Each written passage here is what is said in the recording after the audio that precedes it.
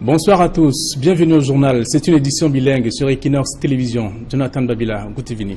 Bonsoir Flavien, thanks ladies and gentlemen for joining us in this bilingual primetime weekend edition of the news on Equinox Television, live from my headquarters in Cameroon's economic capital, Douala. And I look top story tonight. UMS of Loom and New Stars of Douala will lock horns at the final of the 2017 Cameroon Cup competition. Both teams from the littoral region of the country defeated their opponents at the semi-finals 2-0 at the Douala Reunification Stadium this weekend. Vous l'avez dit, UMS de Loum et New Star de Douala sont les deux équipes qui vont jouer la finale de la Coupe du Cameroun de football.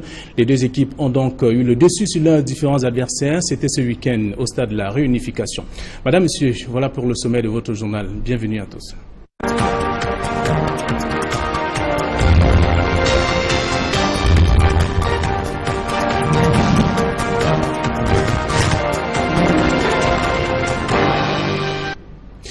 Nous ouvrons cette édition du journal bilingue par le sport football avec la Coupe du Cameroun de football pour dire que UMS de Loum et New Star de Douala sont les deux équipes qui vont jouer la finale de la Coupe du Cameroun. Les deux équipes qui ont eu le dessus sur leurs différents adversaires hier et ce dimanche.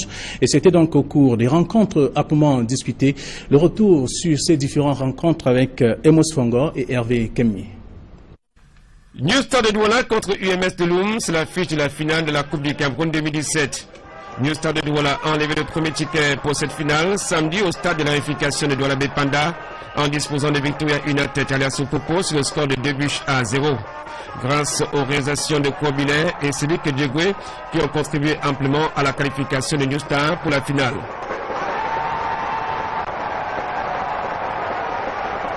New Star de Douala met un terme au magnifique parcours de Victoria United, club de la D2 régionale du Sud-Ouest.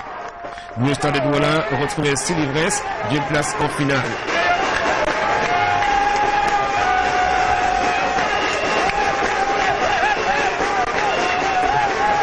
New Star de Douala affrontera en finale UMS de Loum qui a réussi le meilleur dans le duel des clubs d'Elite One.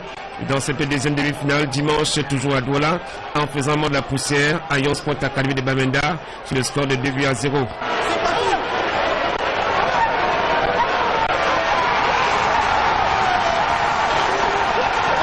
Grâce au but de Willina Medish et Eloge.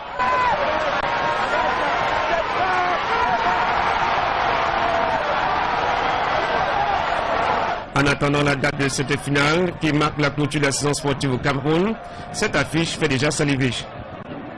C'est UMS de Loum qui a soulevé le trophée en 2015, champion du Cameroun en 2016, veut ajouter une nouvelle ligne à son palmarès. Son adversaire, New Star de Douala, malheureux finaliste en 2012, a l'occasion d'inscrire son nom en lettres d'or pour la première fois de son histoire au palmarès de la Coupe du Cameroun.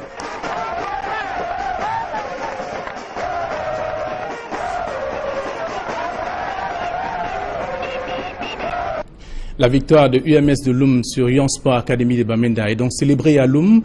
Les supporters de cette localité du département du Mongo veulent déjà voir le trophée revenir dans leur localité. Ils l'ont d'ailleurs exprimé au micro de Jacquino Molon et de Agnozoa Donald. Les populations de Loum ont choisi les bars et autres points chauds de la ville pour vivre à travers le petit écran la demi-finale de la Coupe du Cameroun qui a opposé le club Fagnon du Mongo à Yon Sport Academy de Bamenda. Les supporters, attentifs au déroulement du match, vont célébrer les 2 buts marqués par l'UMS de Loum.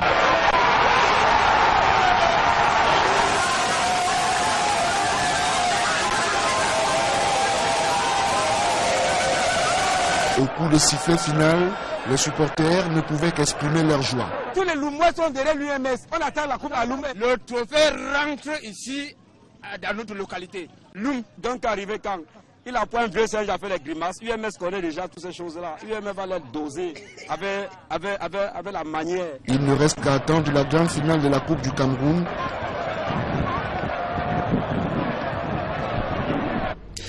Sur un tout autre plan, à présent, le corps d'un homme a été retrouvé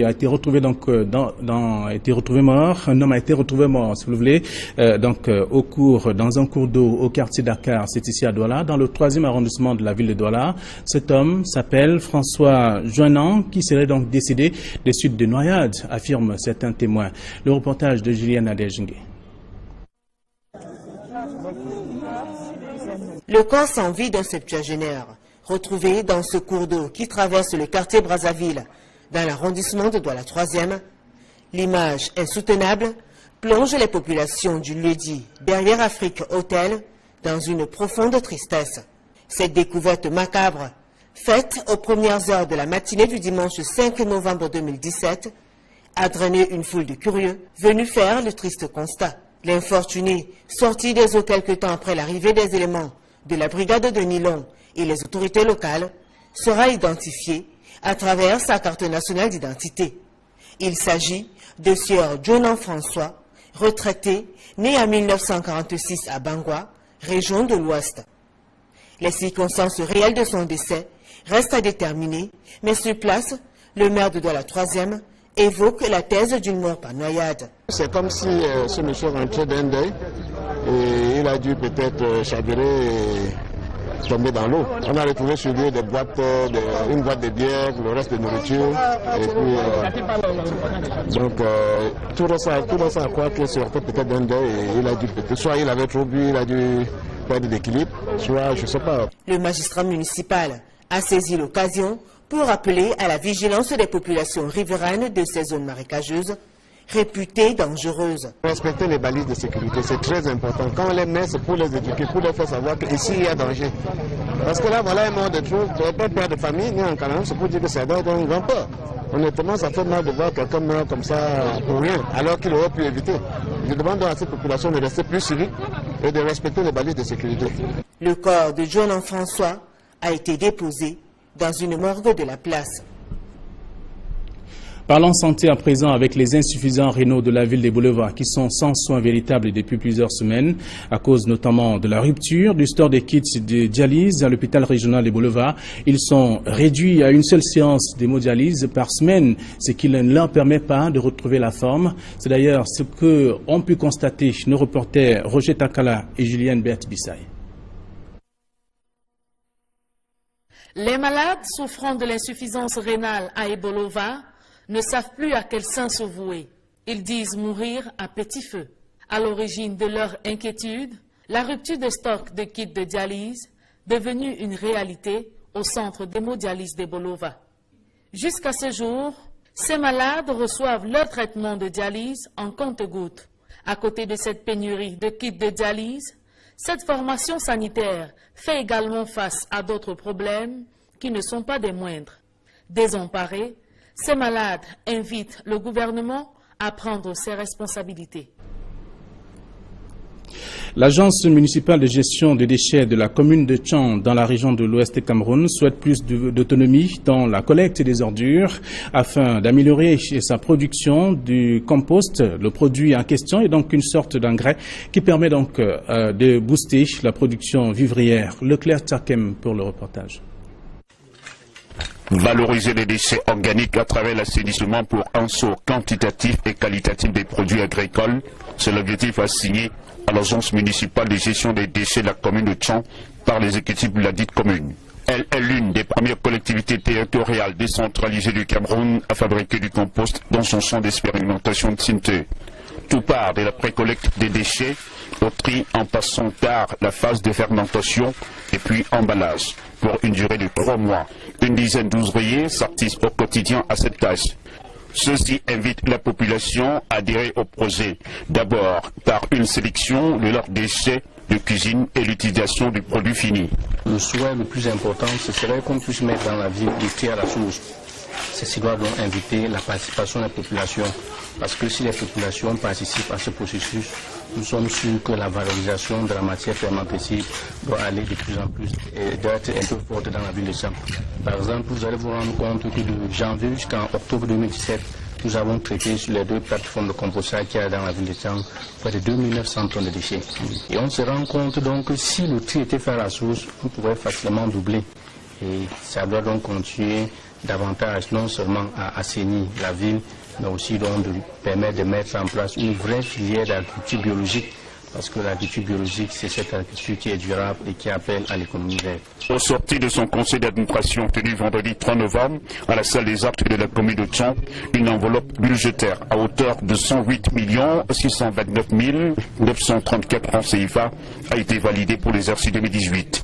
L'agriculteur de la Minois pourra améliorer son rendement via cet engrais bio. Il peut aussi améliorer le panier de la ménagère au niveau de la commune de Tchon. Déjà, un sac d'engrais chimique coûte assez cher, c'est dans les 22 000 francs, à côté d'un sac de compost qui ne coûte que 2 000 francs. Au-delà du fait que, quelque part, le compost contribue aussi à préserver la santé des populations à travers la consommation des produits biologiques. Donc, au niveau de la commune de Tchon, nous avons une stratégie de réaliser les parcelles de démonstration dans les communautés pour un peu montrer aux agriculteurs le bienfait du compost et aussi les amener à accepter ce produit.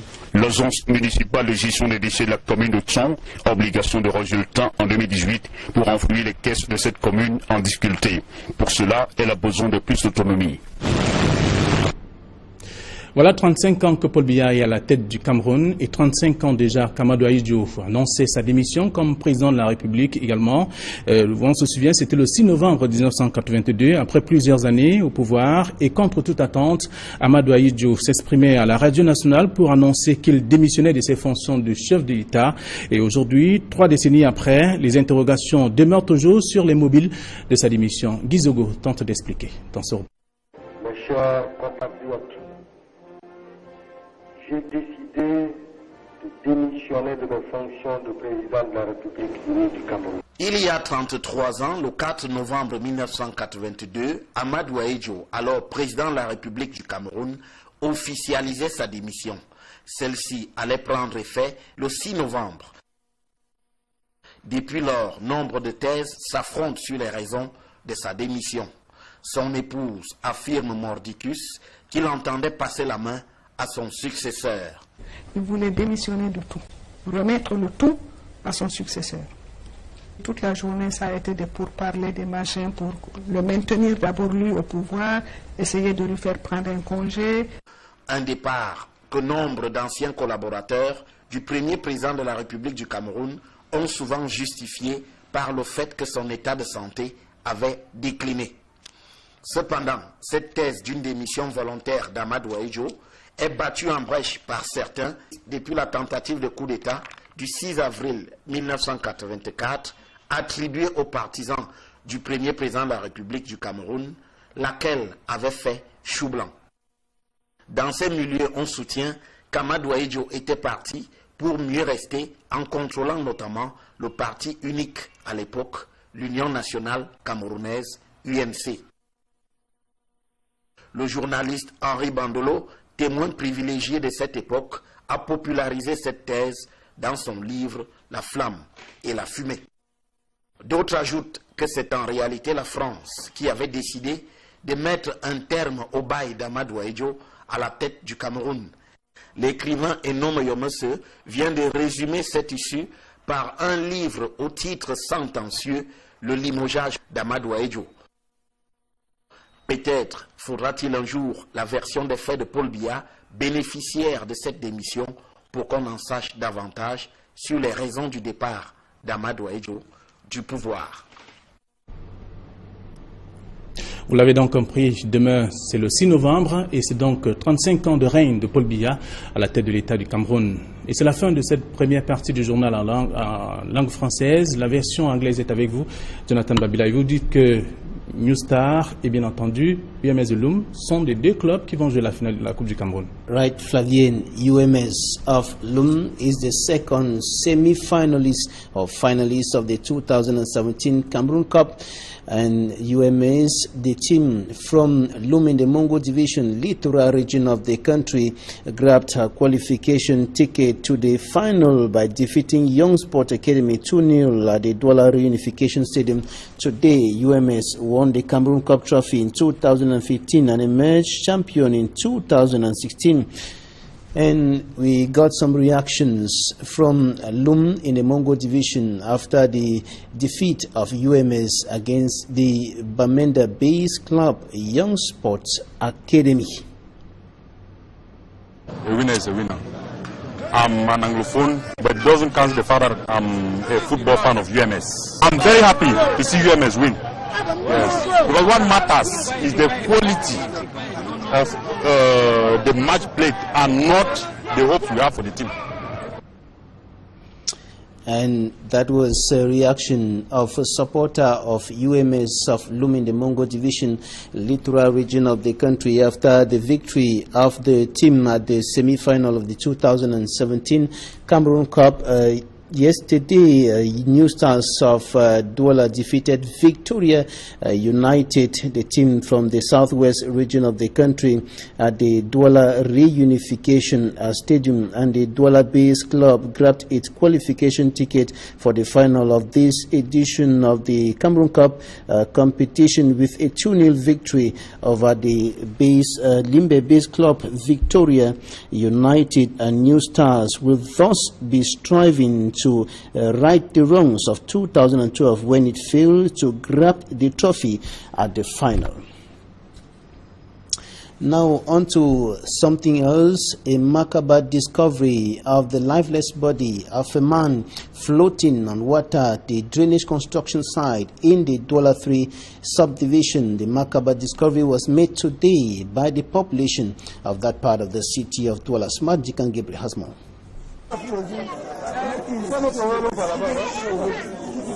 It was with heavy hearts that inhabitants of Saint Denis Quarter in the Brazzaville neighborhood, Douala 3 municipality, woke up on Sunday at a drainage construction site in the neighborhood. A man in his early 70s was discovered dead and floating on water.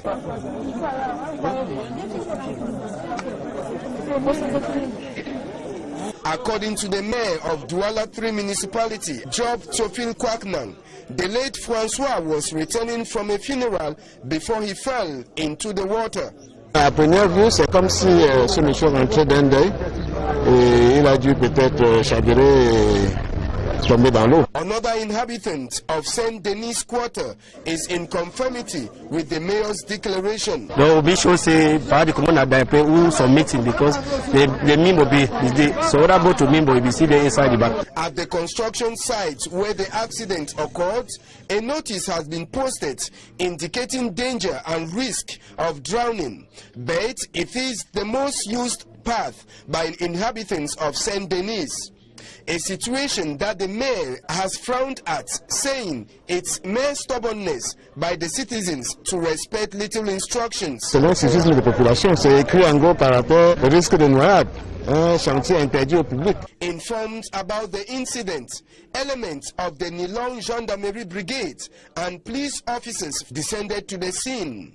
Only the findings from the forces of law and order will actually situate what caused the death of 71-year-old Francois. And the governor of the Adamawa region of Cameroon has urged mayors of that part of the country to be assiduous in the discharge of their duties in order to continue ameliorating the living conditions of inhabitants. The governor, Tagike Buka Kadadi, was speaking while handing over checks to some 2 councils that won a competition organized by the National Development Program. Jackie Kwekinge has more. Since its creation, the National Community-Driven Development Program, known by its French acronym as PNDP, through the decentralization process, has been charged with accompanying local councils in Cameroon in their development programs in order to better the living conditions of its inhabitants. These accompanying process usually targets different developmental projects. However, the National Community-Driven Development Program this time decided to launch a competition involving the 360 councils in Cameroon, aimed at rewarding the meritorious councils in the different regions which distinguish themselves in the aspect of budget management, good governance, transparency, just to name these few. For 4 months, the different councils grouped in 2nd and 3rd categories were evaluated following these criteria. At the end of the evaluation, The Northwest region emerged the overall winners, followed by the Adamawa. To this effect, therefore, a ceremony was organized by the Regional Bureau of the National Community-Driven Development Program for the Adamawa to compensate the laureates. The Gawi Council emerged first in the second category. Meanwhile, the Ngaunda Council emerged first in the third category. Both mayors were happy recipients of a check of 50 million francs CFA each. For the mayor of Gawi, Abdurrahmanu Labi, this money will help in the rehabilitation of classrooms, carry out developmental projects, and also construct boreholes in the locality. On va faire beaucoup de trucs avec ces guichets performants, perfectionner nos salles de classe et faire ajouter les forages dans nos villages. The governor of the Adamawa region, Takige Kidadi Buka, called on the other councils to follow the examples of the other two and work hard. We are happy and we are honored by these results, and we want also to invite those of the council who did not perform well to do everything possible next year in order to win all the prizes. The meritorious mayors, all the same, promise to work harder in the next competition comes next year.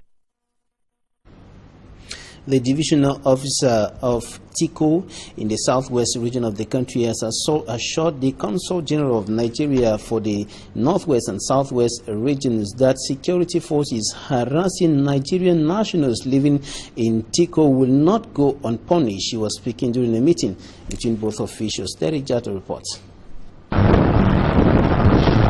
On his way to Modeka in Tiko subdivision for the installation of the executive members of the Nigerian Union, the Consul General for the North, West and Southwest regions, His Excellency Mohammed Malam Al-Zika, made a stopover at the Tiko GO's office.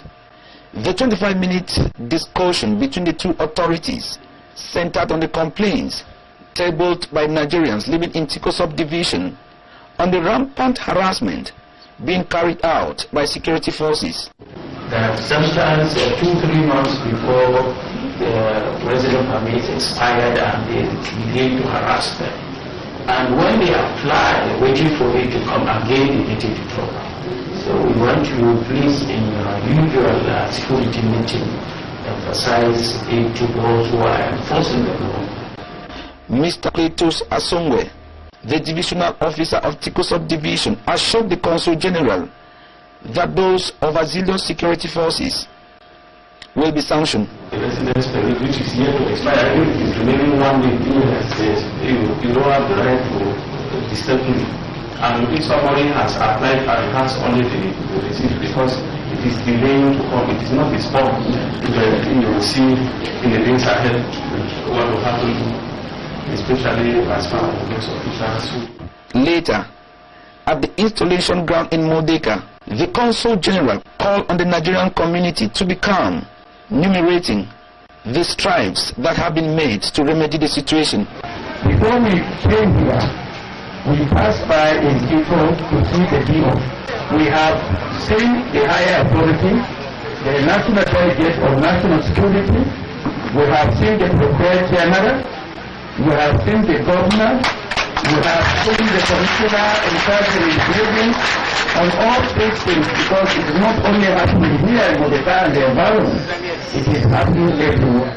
And call on Mr. Essien Hansen Willie, the new president of the Nigerian Union Modeka, to make sure that his people respect the laws of the land in order to cement the already good bilateral ties between Cameroon and Nigeria. And this is where we draw the curtain on this edition of the news on Equinox Television. Thanks for staying with us. Good night. Good night, Flavien. Bonsoir à vous, bonsoir à tous nos téléspectateurs. Demain, 7h, la première édition d'information sur Equinox Télévision. Mais d'ici à là, restez sur votre chaîne. Au revoir. Quelque temps après l'arrivée des éléments de la brigade de Nilon et les autorités locales, sera identifié à travers sa carte nationale d'identité. Il s'agit de Sieur Jonan François, retraité, né en 1946 à Bangwa, région de l'Ouest. Les circonstances réelles de son décès restent à déterminer, mais sur place, le maire de Douala 3e évoque la thèse d'une mort par noyade. C'est comme si ce monsieur rentrait d'un deuil et il a dû peut-être chavirer et tomber dans l'eau. On a retrouvé sur lui des boîtes, une boîte de bière, le reste de nourriture. Et puis, donc tout ça à croire qu'il sortait peut-être d'un deuil et il a dû peut-être, soit il avait trop bu, il a dû perdre d'équilibre, soit je ne sais pas. Le magistrat municipal a saisi l'occasion pour appeler à la vigilance des populations riveraines de ces zones marécageuses, réputées dangereuses. Respecter les balises de sécurité, c'est très important. Quand on les met, c'est pour les éduquer, pour leur faire savoir qu'ici, il y a danger. Parce que là, voilà un mort de trop, pas père de famille, ni en Cameroun, c'est pour dire que ça doit être un grand peur. Honnêtement, ça fait mal de voir quelqu'un mourir comme ça pour rien, alors qu'il aurait pu éviter. Je demande à cette population de rester plus civique et de respecter les balises de sécurité. Le corps de John François a été déposé dans une morgue de la place. Parlons santé à présent avec les insuffisants rénaux de la ville des Boulevards qui sont sans soins véritables depuis plusieurs semaines à cause notamment de la rupture du store des kits de dialyse à l'hôpital régional des Boulevards. Ils sont réduits à une seule séance d'hémodialyse par semaine, ce qui ne leur permet pas de retrouver la forme. C'est d'ailleurs ce que ont pu constater nos reporters Roger Takala et Julienne Berthe-Bissaï. Les malades souffrant de l'insuffisance rénale à Ebolova ne savent plus à quel sein se vouer. Ils disent mourir à petit feu. À l'origine de leur inquiétude, la rupture de stock de kits de dialyse, devenue une réalité au centre d'hémodialyse d'Ebolova. Jusqu'à ce jour, ces malades reçoivent leur traitement de dialyse en compte-gouttes. À côté de cette pénurie de kits de dialyse, cette formation sanitaire fait également face à d'autres problèmes qui ne sont pas des moindres. Désemparés, ces malades invitent le gouvernement à prendre ses responsabilités. L'agence municipale de gestion des déchets de la commune de Tchang dans la région de l'Ouest du Cameroun souhaite plus d'autonomie dans la collecte des ordures afin d'améliorer sa production du compost. Le produit en question est donc une sorte d'engrais qui permet donc de booster la production vivrière. Leclerc Tchakem pour le reportage. Valoriser les déchets organiques à travers l'assainissement pour un saut quantitatif et qualitatif des... L'interrogation demeure toujours sur les mobiles de sa démission. Guizogo tente d'expliquer dans ce reportage. Mes chers compatriotes, j'ai décidé de démissionner de mes fonctions de président de la République unie du Cameroun. Il y a 33 ans, le 4 novembre 1982, Amadou Ahidjo, alors président de la République du Cameroun, officialisait sa démission. Celle-ci allait prendre effet le 6 novembre. Depuis lors, nombre de thèses s'affrontent sur les raisons de sa démission. Son épouse affirme mordicus qu'il entendait passer la main à son successeur. Il voulait démissionner de tout, remettre le tout à son successeur. Toute la journée, ça a été des pourparlers, des machins pour le maintenir d'abord lui au pouvoir, essayer de lui faire prendre un congé. Un départ que nombre d'anciens collaborateurs du premier président de la République du Cameroun ont souvent justifié par le fait que son état de santé avait décliné. Cependant, cette thèse d'une démission volontaire d'Amadou Ahidjo est battue en brèche par certains depuis la tentative de coup d'État du 6 avril 1984 attribuée aux partisans du premier président de la République du Cameroun, laquelle avait fait chou blanc. Dans ces milieux, on soutient qu'Amadou Ahidjo était parti pour mieux rester en contrôlant notamment le parti unique à l'époque, l'Union nationale camerounaise, UNC. Le journaliste Henri Bandolo, témoin privilégié de cette époque, a popularisé cette thèse dans son livre « La flamme et la fumée ». D'autres ajoutent que c'est en réalité la France qui avait décidé de mettre un terme au bail d'Amadou Ahidjo à la tête du Cameroun. L'écrivain Enome Yomese vient de résumer cette issue par un livre au titre sentencieux, Le limogeage d'Amadou Ahidjo. Peut-être faudra-t-il un jour la version des faits de Paul Biya, bénéficiaire de cette démission, pour qu'on en sache davantage sur les raisons du départ d'Amadou Ahidjo du pouvoir. Vous l'avez donc compris, demain c'est le 6 novembre et c'est donc 35 ans de règne de Paul Biya à la tête de l'État du Cameroun. Et c'est la fin de cette première partie du journal en langue française. La version anglaise est avec vous, Jonathan Babila. Et vous dites que New Star et bien entendu UMS de Loum sont les deux clubs qui vont jouer la finale de la Coupe du Cameroun. Right, Flavien, UMS of Loum is the second semi-finalist or finalist of the 2017 Cameroon Cup. And UMS, the team from Loum in the Mongo Division, littoral region of the country, grabbed a qualification ticket to... Produits agricoles, c'est l'objectif assigné à l'agence municipale de gestion des déchets de la commune de Tchang par les exécutifs de la dite commune. Elle est l'une des premières collectivités territoriales décentralisées du Cameroun à fabriquer du compost dans son champ d'expérimentation de Sinte. Tout part de la précollecte des déchets au tri en passant par la phase de fermentation et puis emballage. Pour une durée de 3 mois, une dizaine d'ouvriers s'artisent au quotidien à cette tâche. Ceux-ci invitent la population à adhérer au projet, d'abord par une sélection de leurs déchets de cuisine et l'utilisation du produit fini. Le souhait le plus important, ce serait qu'on puisse mettre dans la ville du tri à la source. Ceci doit donc inviter la participation de la population, parce que si les populations participent à ce processus, nous sommes sûrs que la valorisation de la matière fermentescible doit aller de plus en plus et doit être un peu forte dans la ville de Tchang. Par exemple, vous allez vous rendre compte que de janvier jusqu'en octobre 2017, nous avons traité sur les 2 plateformes de compostage qu'il y a dans la ville de Tchang près de 2900 tonnes de déchets. Et on se rend compte donc que si le tri était fait à la source, on pourrait facilement doubler. Et ça doit donc continuer davantage, non seulement à assainir la ville, mais aussi donc de permettre de mettre en place une vraie filière d'agriculture biologique. Parce que l'agriculture biologique, c'est cette agriculture qui est durable et qui appelle à l'économie verte. Au sorti de son conseil d'administration tenu vendredi 3 novembre à la salle des actes de la commune de Tchang, une enveloppe budgétaire à hauteur de 108 629 934 francs CFA a été validée pour l'exercice 2018. L'agriculteur de la Minois pourra améliorer son rendement via cet engrais bio. Il peut aussi améliorer le panier de la ménagère au niveau de la commune de Tchang. Déjà, un sac d'engrais chimique coûte assez cher, c'est dans les 22 000 francs, à côté d'un sac de compost qui ne coûte que 2 000 francs. Au-delà du fait que, quelque part, le compost contribue aussi à préserver la santé des populations à travers la consommation des produits biologiques.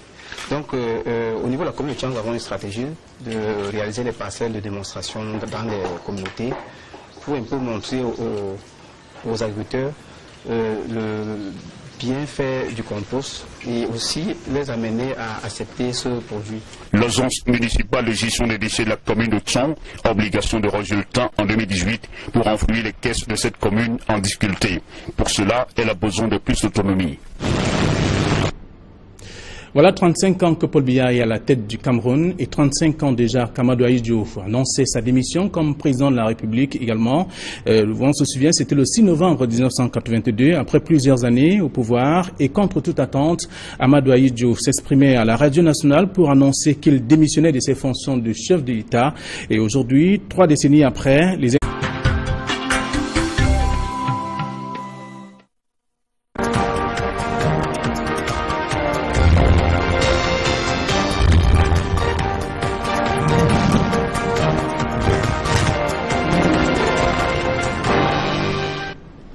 Bonsoir à tous, bienvenue au journal. C'est une édition bilingue sur Equinox Télévision. Jonathan Babila, good evening. Bonsoir Flavien. Thanks ladies and gentlemen for joining us in this bilingual primetime weekend edition of the news on Equinox Television live from my headquarters in Cameroon's economic capital, Douala. And I look top story. Tonight, UMS of Loum and New Stars of Douala will lock horns at the final of the 2017 Cameroon Cup competition. Both teams from the littoral region of the country defeated their opponents at the semi-finals 2-0 at the Douala Reunification Stadium this weekend. Vous l'avez dit, UMS de Loum et New Star de Douala sont les 2 équipes qui vont jouer la finale de la Coupe du Cameroun de football. Les 2 équipes ont donc eu le dessus sur leurs différents adversaires. C'était ce week-end au stade de la Réunification. Madame, Monsieur, voilà pour le sommet de votre journal. Bienvenue à tous.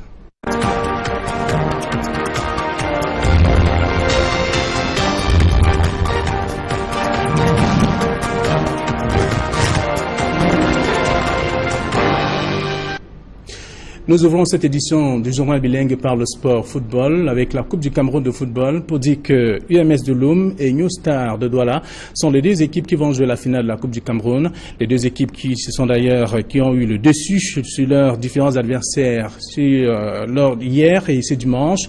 Et c'était donc au cours des rencontres âprement discutées.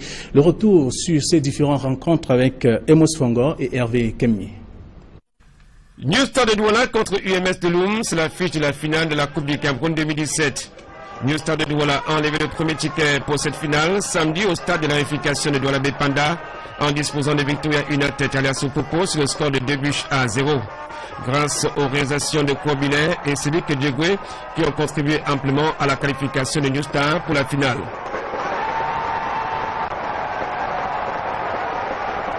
New Star de Douala met un terme au magnifique parcours de Victoria United, club de la D2 régionale du Sud-Ouest.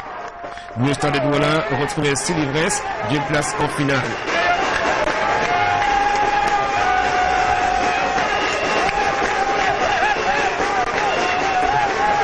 New Star de Douala affrontera en finale UMS de Loum qui a réussi le meilleur dans le duel des clubs d'Elite One. Dans cette deuxième demi-finale, dimanche, toujours à Douala, en faisant mort de la poussière à Yon Sport Academy de Bamenda sur le score de 2-0.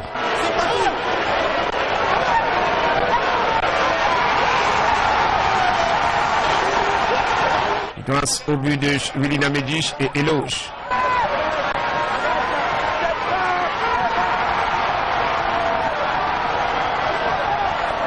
En attendant la date de cette finale qui marque la clôture de la saison sportive au Cameroun, cette affiche fait déjà saliver. C'est UMS de Loum qui a soulevé le trophée en 2015, champion du Cameroun en 2016, veut ajouter une nouvelle ligne à son palmarès. Son adversaire, New Star de Douala, malheureux finaliste en 2012, a l'occasion d'inscrire son nom en lettres d'or pour la première fois de son histoire au palmarès de la Coupe du Cameroun.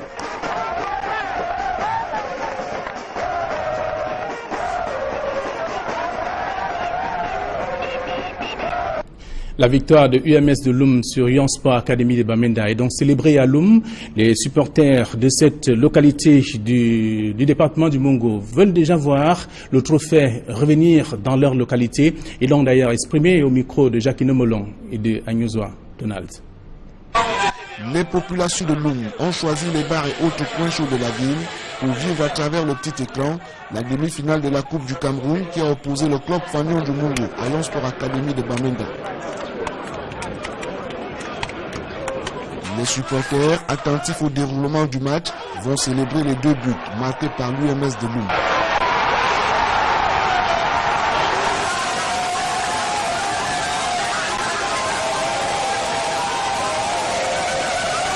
Au coup de sifflet final, les supporters ne pouvaient qu'exprimer leur joie. Tous les Loumois sont derrière l'UMS. On attend la coupe à Loum. Le trophée rentre ici dans notre localité. Loum, donc arrivé quand il a point vieux singe à faire les grimaces. UMS connaît déjà toutes ces choses-là. UMS va les doser avec la manière. Il ne reste qu'à attendre la grande finale de la Coupe du Cameroun.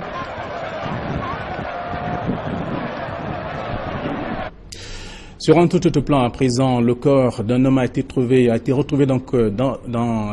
mort. Un homme a été retrouvé mort, si vous voulez, dans un cours d'eau au quartier Dakar, c'est ici à Douala, dans le 3e arrondissement de la ville de Douala. Cet homme s'appelle François Joinan, qui serait donc décédé des suites de noyades, affirment certains témoins. Le reportage de Juliana Adejingue.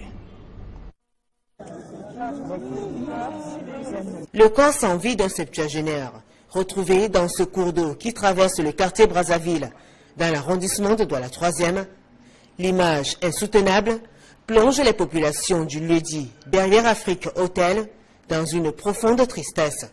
Cette découverte macabre, faite aux premières heures de la matinée du dimanche 5 novembre 2017, a drainé une foule de curieux venus faire le triste constat. L'infortuné, sorti des hôtels